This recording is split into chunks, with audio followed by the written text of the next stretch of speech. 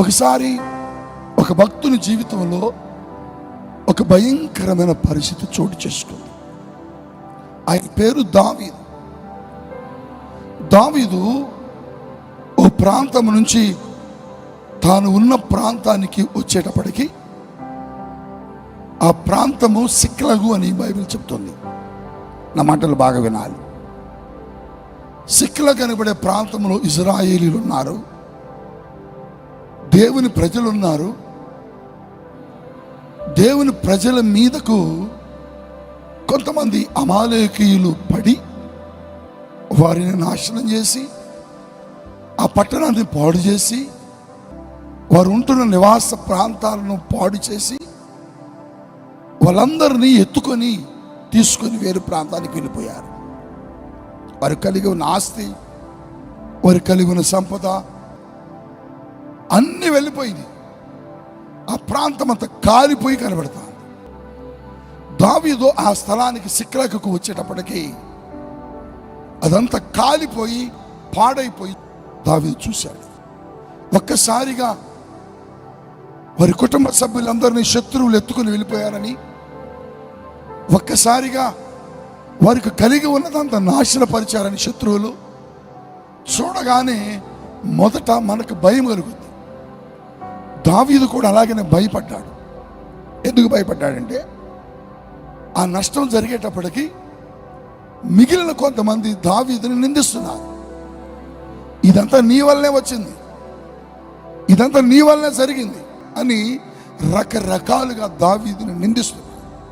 ఇక్కడున్న మీలో కూడా మీ పరిస్థితులన్నీ ఒక్కొక్కసారి గందరగోళమైనప్పుడు, మీ మార్గాలన్నీ మూయబడినప్పుడు, మీ జీవితాల్లో మీరు అనుకోనిది జరిగి ఆ నష్టం మీ కుటుంబంలోకి వచ్చినప్పుడు నిజంగా మీ హృదయం తలడిల్లిపోతూ ఉంటుంది, బాధ కలుగుతుంది.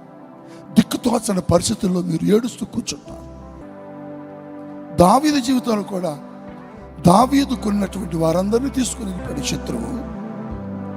దావీదు జీవితంలో కూడా మార్గాలన్నీ మూయబడ్డాయి. దావీదు జీవితంలో కూడా పరిస్థితులన్నీ వ్యతిరేకంగా కనబడుతున్నాయి. అందరూ దావీదుని నిందిస్తున్నారు, దూషిస్తున్నారు. దావీదు మీద రకరకాలుగా మాట్లాడుతున్న తరుణంలో ఒకసారి దావీదు ఆయన దేవుని సన్నిధికి వచ్చి కూర్చొని మోకరించి ప్రార్థన చేయటం ప్రారంభించాడు. ప్రభువా, ఎందుకింత నష్టం మాకు జరిగింది? ఎందుకింత కష్ట పరిస్థితులు మాకు వచ్చాయి?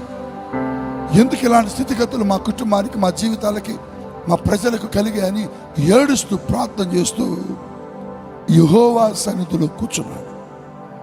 సంగమా, నీ జీవితంలో కష్టం వచ్చినప్పుడు, బాధ వచ్చినప్పుడు, ఇరుకొచ్చినప్పుడు, సమస్య వచ్చినప్పుడు మనం వెంటనే ఎవరి దగ్గరికి పోతామంటే మనకు తెలిసిన పెద్దవాళ్ళ దగ్గరికి వెళ్తాం.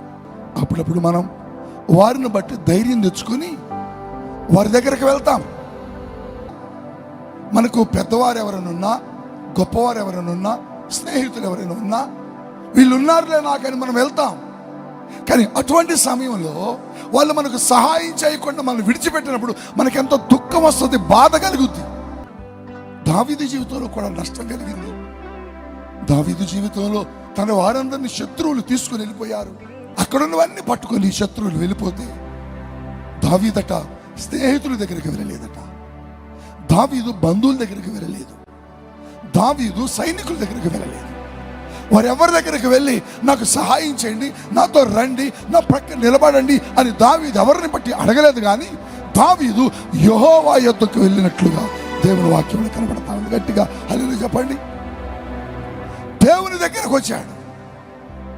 సమూయేలు మొదటి గ్రంథం 30వ అధ్యాయంలో 16వ వచనంలో బైబిల్లో ఏమని రాయబడ్డదో తెలుసా మీకు?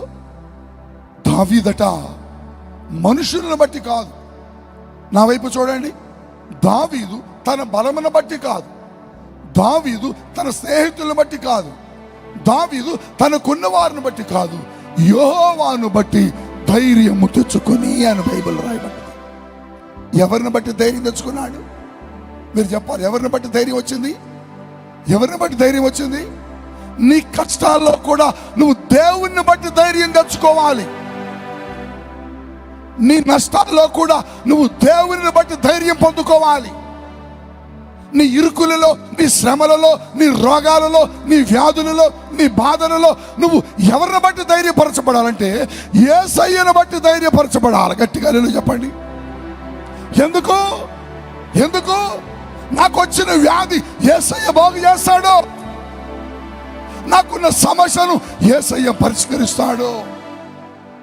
మనుషులు వచ్చినా రాకపోయినా, మనుషులు ఇచ్చినా ఇవ్వకపోయినా, మనుషులు నిలబడకపోయినా, మనుషులు మనతో ఉన్నా లేకపోయినా నాతో యేసయ్య ఉంటాడు అనే ఒక ధైర్యం ఈరోజు నీకు కావాలి. హల్లెలూయా చెప్పండి.